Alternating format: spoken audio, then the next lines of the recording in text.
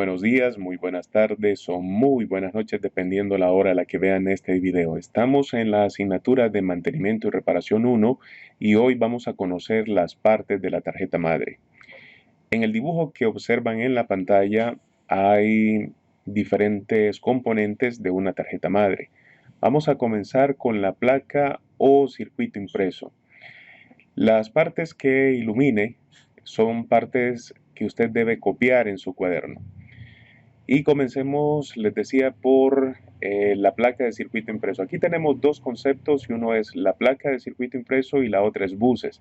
En cuanto a la placa, vamos a decir que la placa de circuito impreso es una plancha hecha de un material dieléctrico más o menos rígido. Eso es lo que van a copiar en sus cuadernos. Es esto que se ve de color verde. Dice aquí un material dieléctrico. Dieléctrico significa que es un mal conductor de la electricidad, es decir, algo aislante. No es un plástico, pero es un material más o menos rígido y tiene unos surcos. Estos surcos o caminos son unas láminas y son conductores. Esos son los buses. Entonces copie también en su cuaderno la definición de bus como una serie de surcos o caminos laminados llamados conductores. ¿Cuál es el objetivo de la placa de circuito impreso? Bueno, el objetivo de esta placa es que todos los demás componentes se conecten a ella, como si estuvieran conectados directamente con la CPU. Más adelante vamos a conocer cuál es la CPU. Sobre esta placa entonces se colocan por medio de soldadura casi siempre los distintos componentes electrónicos. Se distinguen, hablando de los buses, 4 tipos de buses: el bus de direcciones, el bus de control, el bus de datos y el bus de instrucciones. Esto también lo van a copiar en su cuaderno, los tipos de buses.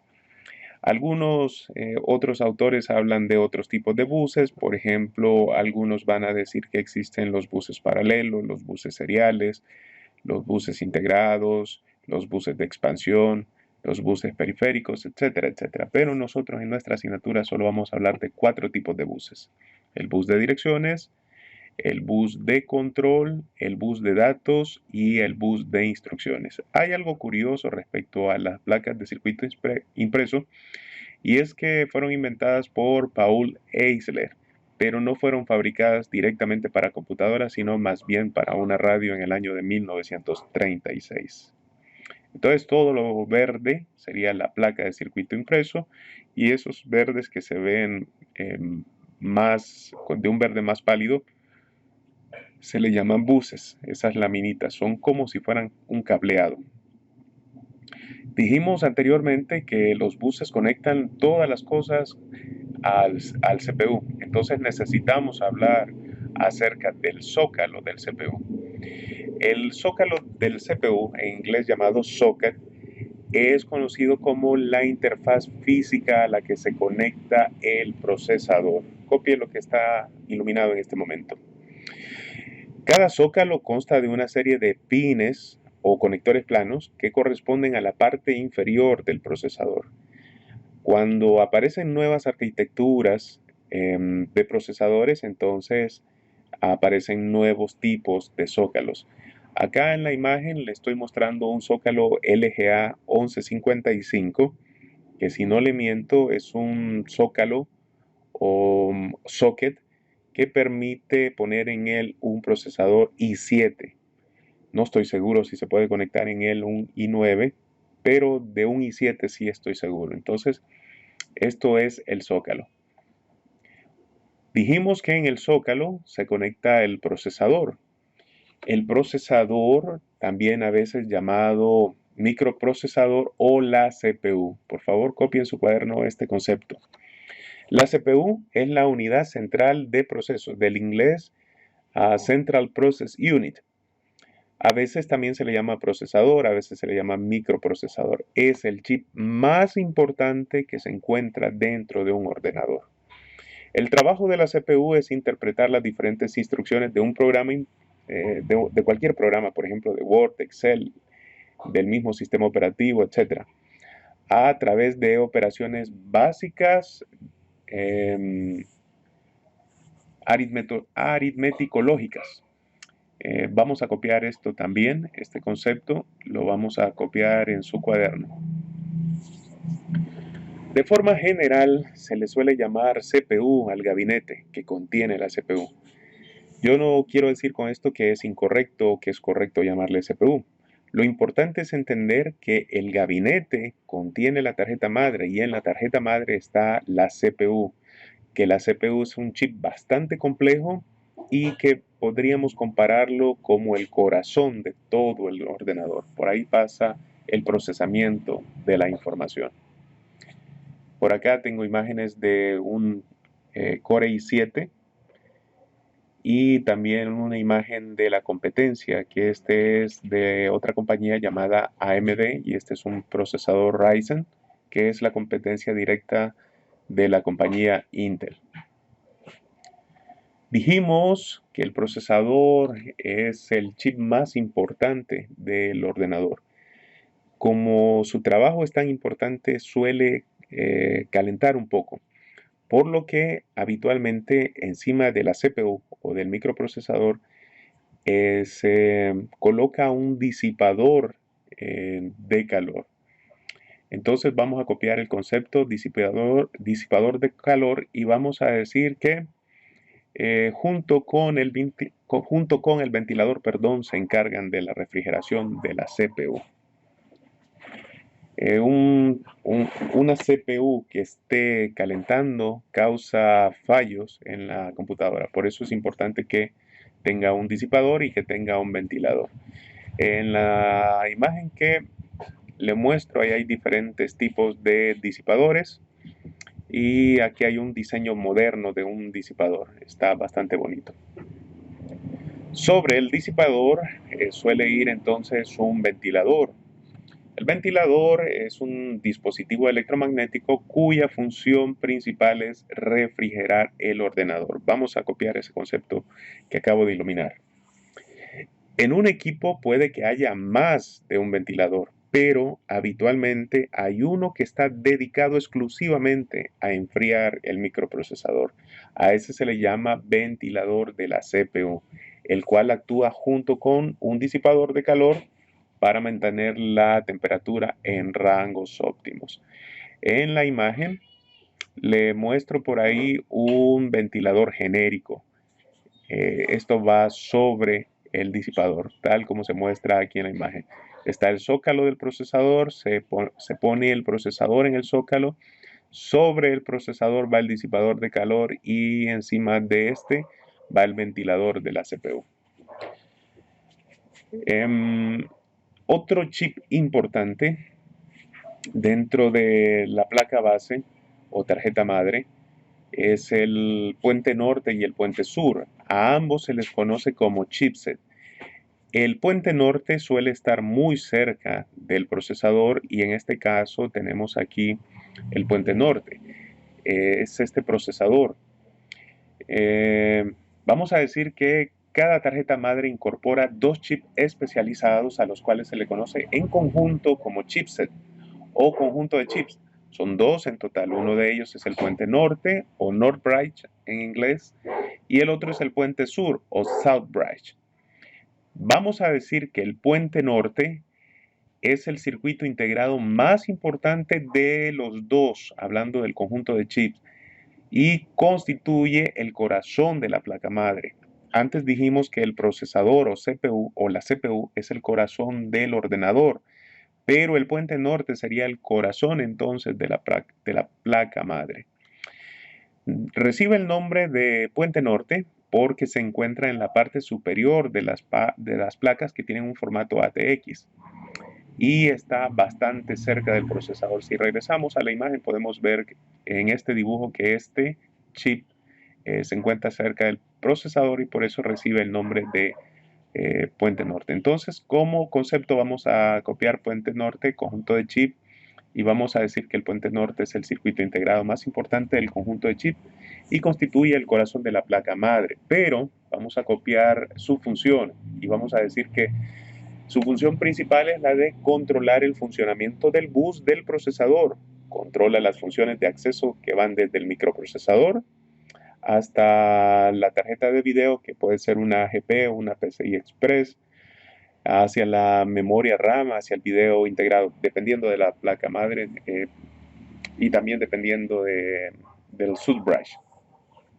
Y vamos a copiar además esto de otro párrafo. Sirve de conexión entre la placa madre y los principales componentes de la PC, tanto el procesador como la RAM y la tarjeta de video. Entonces, vamos a ver que podemos decir que el puente norte, que es este de aquí, comunica entonces al procesador con la memoria RAM y también con el video. Acá no hay una unión hacia este de acá, pero se comunicaría básicamente con el video. Es que en este dibujo no hay una tarjeta especializada para video, que probablemente iría por ahí si hubiera una. Pero ese es el trabajo. Y ahora vamos a hablar entonces acerca del puente sur, que forma parte del conjunto de chip o chipset. Cada tarjeta madre incorpora dos chips especializados, esto ya lo leímos anteriormente, a los que se les conoce en conjunto como chipset o conjunto de chips. Son dos en total, uno de ellos es el puente norte y el otro es precisamente el puente sur. Vamos a copiar el concepto de puente sur y vamos a decir esto. El puente sur es un circuito integrado que se encarga de coordinar los diferentes dispositivos de entrada y salida y algunas otras funcionalidades de baja velocidad dentro de la placa base. Vamos a copiar esto otro también. El puente sur no se comunica directamente con el microprocesador. Por ello, una forma de identificarlo es que suele estar más alejado del microprocesador y usualmente no requiere un disipador de calor. Como ven, el puente sur se comunica a través del puente norte y a su vez con el procesador. Entonces, la función del puente sur es comunicar el procesador con los puertos, por ejemplo, con las ranuras de expansión y otras funcionalidades de la placa base. Ese es el trabajo del puente sur. Hablando del puente sur, tenemos por aquí las ranuras de expansión. Las ranuras de expansión, vamos a copiar todo este concepto. Las ranuras de expansión también se llaman bahías de expansión. Son una especie de zócalo. Poseen un canal con conectores eléctricos. Aquí dentro van un montón de conectores como pines, a manera de pines. Y su función principal es permitir conectar cada una de estas una tarjeta adicional de expansión, la cual puede realizar funciones de control de dispositivos periféricos adicionales. Por ejemplo, poner una tarjeta de audio, una tarjeta de red, una tarjeta de video, una tarjeta aceleradora de gráficos para juegos, etcétera, etcétera. Por acá tengo una imagen de una tarjeta madre que consta de varias ranuras de expansión. A esta se le conoce como PCI, esta es una AGP, si no estoy equivocado, y esta es una PCI Express. Por acá tenemos otra PCI, tiene 4 ranuras en total.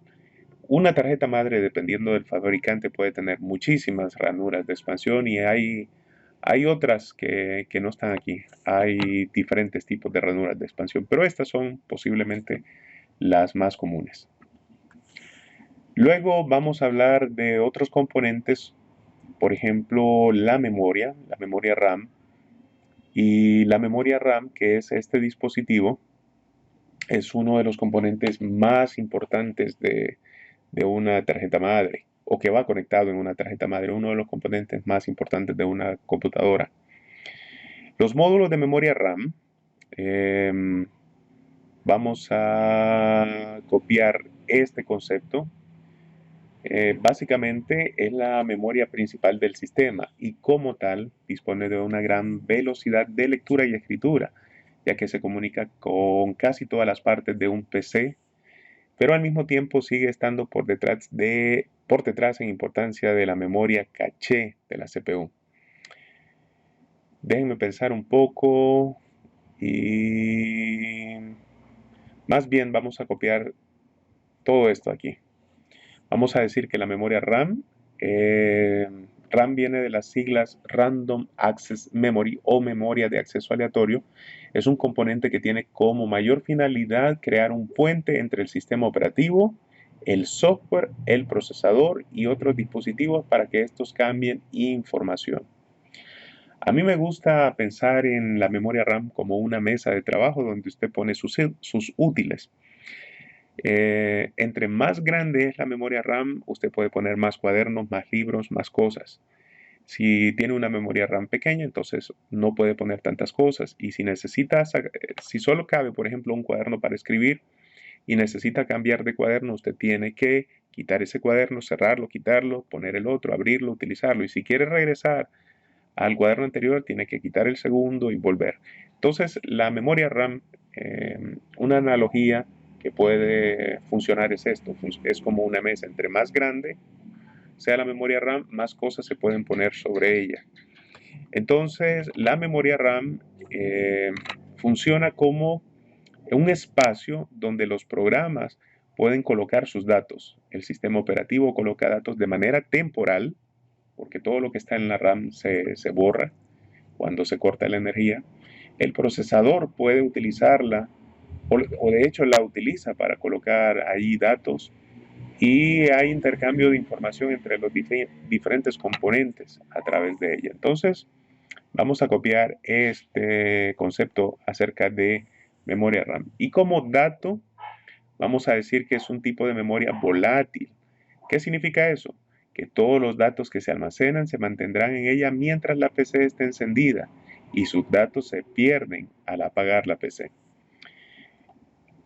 Acá hay dos imágenes de dos tipos de memoria. Esta es una memoria DDR4 para escritorio, para una computadora de escritorio, como las que tenemos en el laboratorio informático, y por acá tenemos una memoria que es del mismo tipo, pero para una laptop. Es más pequeña, pero serían similares en capacidad. Bueno, eso es la memoria RAM. La memoria RAM se conecta a la tarjeta madre a través del zócalo para la memoria RAM. Y vamos a decir que el zócalo son las ranuras que están en la placa base donde se alojan, perdón, los módulos de memoria. Existen varios tipos de zócalos. El actual es el DIMM. Este tipo existe en varios formatos que tienen la misma dimensión, pero albergan diferentes tipos de memoria. Esta información es del año 2020, pero creo que para esta fecha podemos decir que ya está el DDR5. Tendría que verificarlo, pero me parece que sí. Estoy un poco desactualizado, pero me parece que ya tenemos memoria DDR5. Acá les muestro una imagen de una tarjeta madre que tiene 4 zócalos. Esta otra también tiene 4 zócalos. Tienen colores diferentes porque a veces las tarjetas madres tienen una función que se llama Dual Channel Memory, que es una función para acelerar la memoria RAM. Entonces lo que se hace es, si va a usar dos, se colocan dos del mismo tipo en los azules, dos del mismo tipo en los rojos. Lo mismo pasaría con esta. Coloca un tipo, si tiene dos, uno en el rojo y otro en el rojo, pero tienen que ser idénticas. Bueno, esto sería el zócalo de memoria. ¿Qué vamos a copiar? Vamos a copiar esto en el cuaderno. Vamos a ver qué otros componentes importantes encontramos en nuestra placa base y tenemos acá el conector ATX. El conector de alimentación ATX es el tipo específico de conectores diseñados para conectar a la placa base, en realidad no tanto al ordenador, sino a la placa base, la fuente de alimentación. El que se encuentra en la tarjeta madre es el conector hembra, que sería este dibujo, y el macho proviene de una fuente de alimentación. Hay dos formatos, está el conector de 20 pines, este creo que es de 24, el dibujo es de 24, y tenemos conectores de 20 pines también, dependiendo de la potencia necesaria para el procesador que viene con la placa base. Vamos a copiar este concepto. Bueno, de hecho vamos a copiarlo todo respecto al conector ATX. Y acá en los dibujos le tengo un ATX macho. Este viene de la fuente de poder. Este trae eh, la energía eléctrica para la placa base. Y en este de aquí se conectaría eh, el conector del que estábamos hablando. Otros componentes fundamentales o un componente fundamental sería el BIOS. El BIOS es un chip especial llamado el chip BIOS o comúnmente llamado la BIOS. BIOS viene del inglés Basic Input Output System, que se traduciría como sistema básico de entrada y salida. La BIOS es un firmware especial ubicado en la tarjeta madre. ¿Qué es firmware? Bueno, firmware es un software o código almacenado dentro de un chip. Es decir, dentro de este chip hay un programa específico, un programa especial para la computadora. Entonces, ese software, el que está almacenado en la BIOS, es el primer programa que se ejecuta cada vez que se enciende el ordenador. Este programa realiza una función que se llama POST. POST viene de Power and Self Test, que significa test de autoencendido. Lo que hace este test es inicializa y prueba el hardware de la computadora. Mira a ver si tiene disco duro, mira a ver si tiene RAM, mira a ver si tiene diferentes dispositivos. Luego ubica y ejecuta su gestor de arranque, es decir, si tiene un sistema operativo, entonces ejecuta ese sistema operativo ya sea con el gestor de arranque o de manera directa. Vamos a copiar esto en su cuaderno. Ahora bien, BIOS es el nombre del chip y CMOS, vamos a hablar acerca del CMOS, y para ello vamos a leer este párrafo. Cuando se realiza cuando realiza cambios en la configuración del BIOS, muchas tarjetas madres ofrecen una tecla de combinación para acceder a la configuración del BIOS. Por ejemplo, hemos visto muy a menudo al encendido de las computadoras que nos piden F1 para continuar o F2 para entrar al setup del BIOS. Entonces muchas tarjetas madres entran con F2. La configuración no se almacena en el chip BIOS. En cambio, se almacena en un chip de memoria especial que se conoce con el nombre de CMOS. CMOS viene del inglés Complementary Metal Oxide Semiconductor o semiconductor complementario de óxido metálico. En la mayoría de las tarjetas modernas, el CMOS está integrado con el reloj de tiempo y eso va metido dentro del puente sur, del chipset del puente sur. Sin embargo, en otras, el CMOS es un chip que viene por separado. Regresando al BIOS, acá les tengo una imagen de un BIOS.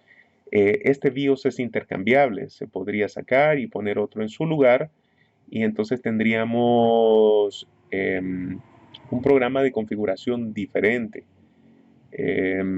Pero en la actualidad ya las tarjetas madres ya no tienen BIOS intercambiables, viene soldado a la tarjeta madre, pero eso depende del fabricante, no es una regla. A la par del BIOS siempre van a notar esto, suele estar una pila, como se ve en este dibujo. Y eso es porque para mantener la configuración del CMOS se requiere de una pila.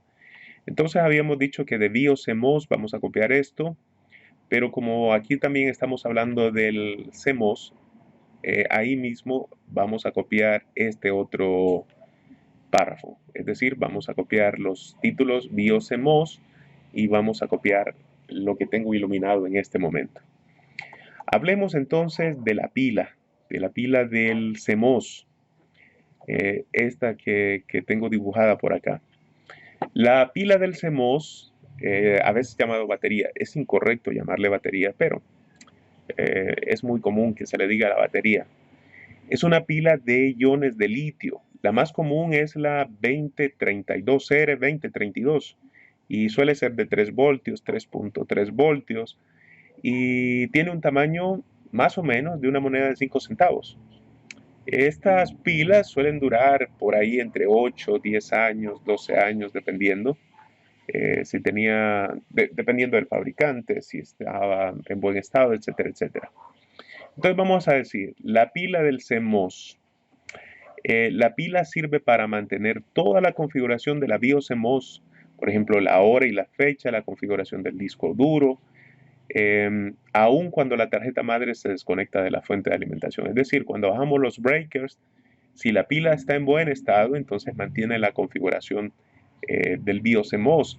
Si la pila ya no tiene suficiente carga, tiene un voltaje bajo o cero voltaje, entonces esa configuración se pierde y toca muchas veces ver un mensaje durante el post de que la configuración, de que se realizó una configuración automática, etcétera, etcétera. Entonces, lo que acabo de decir está escrito aquí. Esto no lo van a copiar, o déjenme ver. Sí, copienlo también. Vamos a copiar entonces pila del CMOS y vamos a copiar estos dos párrafos. Si la carga de la pila se agota, toda la configuración de la BIOS almacenada en el CMOS se restablecerá a sus valores de fábrica. Por acá tengo la imagen de una pila, la foto de una pila de marca Maxell. Como ven, es una CR 2032 de 3 voltios, fabricada por Hitachi Maxell. Muy bien. Vamos a hablar de otras cosas que son importantes, pero eh, que van conectadas siempre a la tarjeta madre, pero llamémoslas secundarias. Por ejemplo, los circuitos integrados. No estoy diciendo con esto que sean menos importantes, lo son. Y vamos a aprovechar circuito integrado eh, para definir un concepto. El circuito integrado está elaborado con un material semiconductor sobre el cual se fabrican los circuitos electrónicos. Es decir, dentro de esta pastillita hay un montón de elementos. Estos elementos están protegidos por conductores metálicos que establecen la conexión entre la pastilla y el material semiconductor y el circuito impreso. Entonces, estos pinecitos conectan con el lugar donde va, el zócalo correspondiente, y dentro hay elementos. Y aquí viene algo interesante. La función de un circuito integrado es simplificar una función eléctrica. Dicho de paso, el nombre revela lo que hace, ¿no? Es un circuito integrado. Todo circuito eléctrico es todo un circuito eléctrico dentro de una sola pastilla. Aquí hay resistencias, hay transistores, hay capacitores, hay condensadores. Y hay circuitos que ofrecen, por ejemplo, funciones de amplificadores, de osciladores, de puerta lógica, etcétera, etcétera. Pero hay un circuito integrado muy complejo del que ya hablamos y es el procesador, el microprocesador o la CPU. Esto es un circuito integrado también, pero es muy complejo y es muy especializado. Aquí hay millones, y escuchó bien usted, millones de componentes electrónicos entre diodos, capacitores, condensadores, transistores. Millones en una pieza que no supera los 3.7 centímetros de lado a lado. Eh, hay cosas muy pequeñas ahí, realmente muy pequeñas. Entonces, los circuitos integrados, vamos a copiar todo esto en nuestro cuaderno como concepto. Y aquí le traigo una imagen de algunos circuitos integrados reales, de la vida real. Esas fotografías, ahí está, se parece mucho al dibujo. Como estos se pueden sacar de la tarjeta madre y volver a colocar, tienen lado, por eso tienen una pequeña muesca en uno de los lados para no colocarlo al revés. En este dibujo se me olvidó hacerles la muesca, pero ahí tenemos circuitos impresos. Acá hay unos que van soldados, estos no se pueden retirar de la tarjeta madre, ya están unidos al bus de datos mediante soldadura. Pero aquí hay diferentes tipos de circuitos integrados, cada uno con funciones específicas. Este elemento que estoy señalando aquí, que tenemos de color azul, son los conectores SATA. Los conectores SATA son una generación posterior a los conectores ATA. porque estos son seriales. Entonces de ahí viene la S, SATA, es decir, SATA. El serial ATA o SATA, que viene de Serial Advanced Technology Attachment, es una interfaz de bus para que las computadoras puedan transferir datos de la placa base a algunos dispositivos de almacenamiento, como por ejemplo el disco duro o las unidades ópticas como los CD o los DVD, entre muchos otros, Blu-ray, por ejemplo. Entonces, en estos conectores, en los conectores SATA, puedo conectar discos duros. Para conectar un disco duro, entonces hay una vena particular, hay un cable particular que se le suele llamar vena, y se conecta a un lado aquí y el otro extremo va al disco duro. Por acá tengo el cable, que es un cable SATA, que permite conectar un disco duro, que tiene que ser SATA también, porque hay otros que se llaman IDE, pero esos son más antiguos. Por acá tenemos una fotografía de una tarjeta madre que tiene 6 conectores SATA. Aquí se pueden conectar varios dispositivos. Podría conectar 3 discos duros, podría conectar 3 unidades ópticas. Lo habitual es que solo vengan 2. Eso es lo más común. ¿Qué otros componentes tenemos en la placa base? Bueno, tenemos componentes como por ejemplo los diodos. Antes ¿qué vamos a copiar del circuito integrado? Circuito integrado vamos a copiarlo todo. Perdón por los ruidos externos. Vamos a copiar todo el circuito integrado y respecto a los conectores SATA, pues vamos a copiar todo el concepto que está aquí. Luego, entre los elementos hablábamos de los diodos. Vamos a copiar aquí lo que tengo iluminado en este momento. El diodo es un componente electrónico de 2 terminales, solo tiene 2 terminales. Si tiene 3 no es un diodo. Los diodos son dispositivos diseñados para que la corriente fluya en un solo sentido, es decir, solamente permite que la corriente vaya por una dirección, entra por un lado, sale por otro. La función principal es impedir que la corriente fluya precisamente en 2 sentidos, pero también pueden usarse para suprimir corrientes transitorias, para convertir señales analógicas a digitales, de caídas de voltaje, entre muchos otros funciones.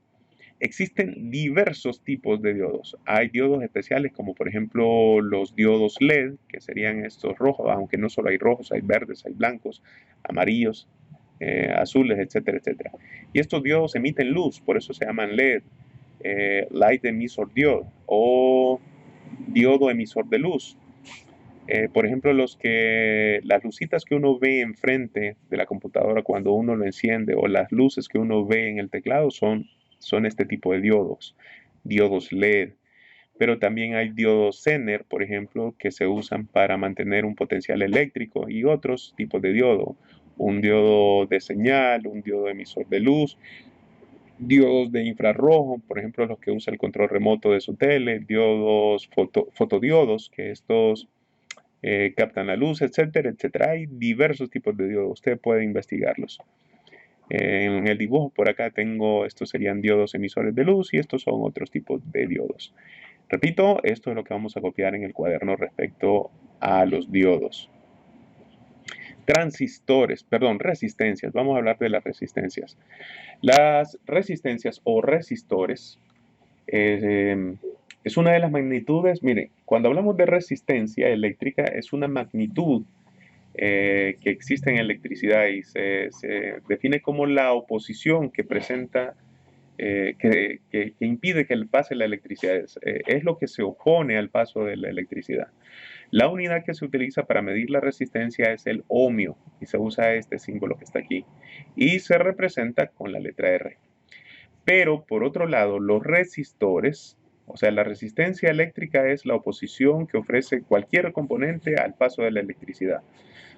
Y los resistores, a veces llamados resistencias, son ese componente eléctrico diseñado para presentar precisamente una oposición al paso de la corriente. Todas las resistencias tienen impresos de 4 a 5 banditas de colores Y estas banditas son importantes porque se utiliza un código de color para compararlas y así averiguamos cuál es el valor de resistencia que ella tiene. Entonces vamos a copiar los resistores y vamos a copiar estos dos conceptos, tanto el de resistencia eléctrica como el del resistor. Entonces vamos a copiar esto de aquí. Y vamos a decir que las resistencias se pueden clasificar en tres grupos. Las lineales fijas, su valor no cambia y está predeterminado por el fabricante. Están las resistencias variables, su valor puede variar o puede variar en un rango. Ese rango ya está predefinido. Y las no lineales, su valor varía de forma no lineal dependiendo de distintas magnitudes físicas como la temperatura, la luminosidad, etcétera, etcétera. Esto no lo vamos a copiar, pero sí vamos a copiar el concepto de resistencia eléctrica y el concepto de resistor. Aquí tengo un dibujo, pero no tengo fotografías para mostrarles. Los transistores como este, por ejemplo, perdón, transistores, les dije transistores, por ejemplo este de aquí. Los transistores es un acrónimo, viene de dos palabras, transfer, resistor. Entonces viene de tran y de la palabra resistor, sistor, transistor. ¿Qué es el transistor? Bueno, es un tipo de dispositivo eléctrico semiconductor capaz de modificar una señal eléctrica de salida como respuesta a una entrada. Ustedes van a notar que el transistor tiene tres patitas, a diferencia de los diodos que solo tenían dos. Y pueden servir como amplificadores, conmutadores, osciladores, rectificadores de esa señal eléctrica. Vamos a copiar esto de aquí en el cuaderno.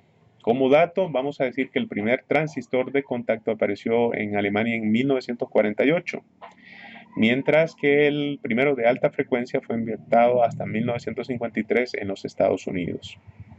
Un transistor puede tener uno de estos tres estados. Esto sí lo vamos a copiar porque es importante.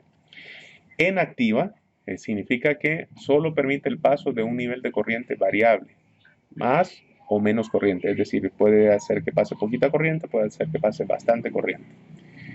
El otro estado es en corte, es decir, no deja pasar para nada la corriente eléctrica. Y el otro estado es en saturación, es decir, deja pasar todo el caudal de la corriente eléctrica. Si venían 3 voltios y está en estado de saturación, deja pasar los 3 voltios.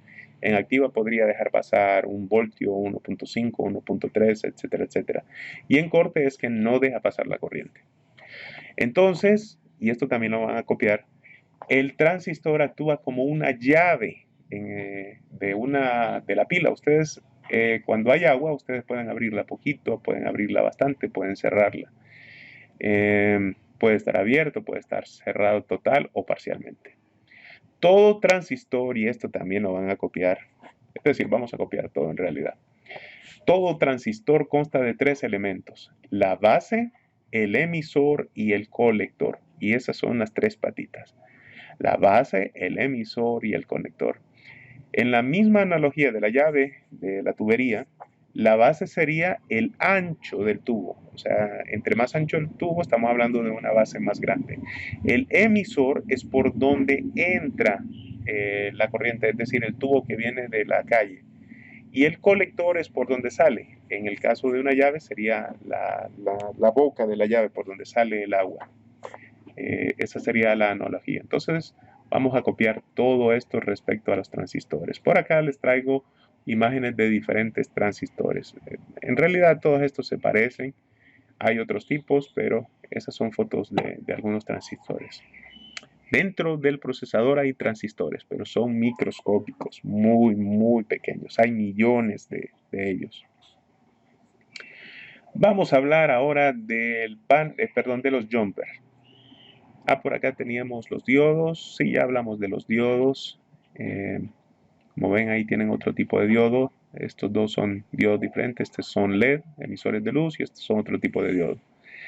Los jumpers. Los jumpers son como pasadores eléctricos entre pines de la tarjeta madre. Pueden activar, regular o desactivar funciones específicas de un sistema que no son accesibles por medio de software, son físicos. Ustedes pueden desactivar funciones de forma física o activarlas. de forma física. No pueden utilizar programas para activarlo. Entonces, esa es la función de los jumpers. En la actualidad, las tarjetas madres casi no traen jumper, ya es muy raro. La mayoría de las configuraciones que ahora se hacen por software. Sin embargo, algunas tarjetas madres todavía cuentan con algunos, como por ejemplo la que tiene el dibujo. Si cambio el jumper hacia el otro estado, lo que hago es borrar lo que está almacenado en la CMOS. A veces eso es útil, para resetear la información del CMOS. Entonces, todavía hay tarjetas madres que podrían traer un jumper o varios jumpers. Todavía es posible.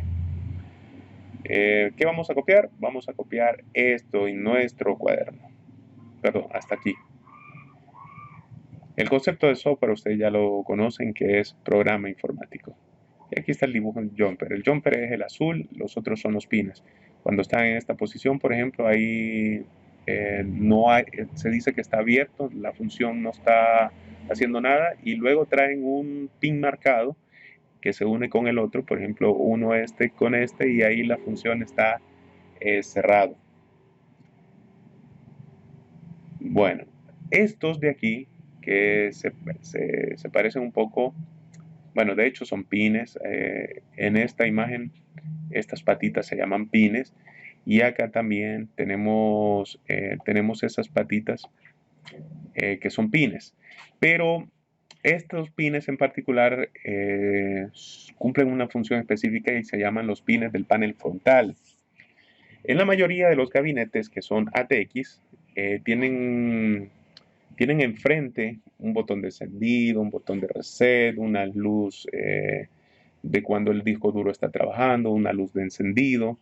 Entonces, todo eso se conecta precisamente en los pines del panel frontal. Ustedes van a copiar en su cuaderno lo que tengo iluminado en este momento. La función de esos pines suelen ser el encendido y apagado de la computadora, es decir, el power, que ese sería el botón. El restablecimiento del encendido, que es otro botón llamado reset. La luz que les muestra a ustedes cuando la computadora está encendida, eso sería el power LED. Luego tienen un LED que parpadea cuando el disco duro está encendido, o el disco duro está trabajando. A ese se le llama HDD LED, aunque hoy en día puede ser, ya no son tanto HDD LED, sino más bien los SATA. SATA, disculpa, SATA no. Los SDD, los discos de estado sólido. También hay conectores USB frontales que pueden ir al panel. El USB, por ejemplo, cuando conectan una memoria por enfrente, podría estar conectado a los pines frontales, aunque a veces también hay otros pines que son exclusivos para USB. También los jack de audio podrían ir conectados al panel frontal, el micrófono. Y podemos decir, esto no lo copien, pero podemos decir que el modo de cómo se conecta los cables a esto depende del fabricante. Cada tarjeta madre es diferente. Y para no cometer errores, entonces se suele leer el manual de instrucciones de la tarjeta madre. Eso es lo que hay que hacer. Acá hay una fotografía de un panel frontal. Aquí en la parte inferior se aprecia una pequeña tabla que está impresa en la tarjeta madre que dice cómo se conecta. Y acá, por ejemplo, tenemos este de aquí, que esto sería el botón de encendido, y estos otros que están a la izquierda serían los indicadores de la luz de encendido. En estos cuatro se conecta el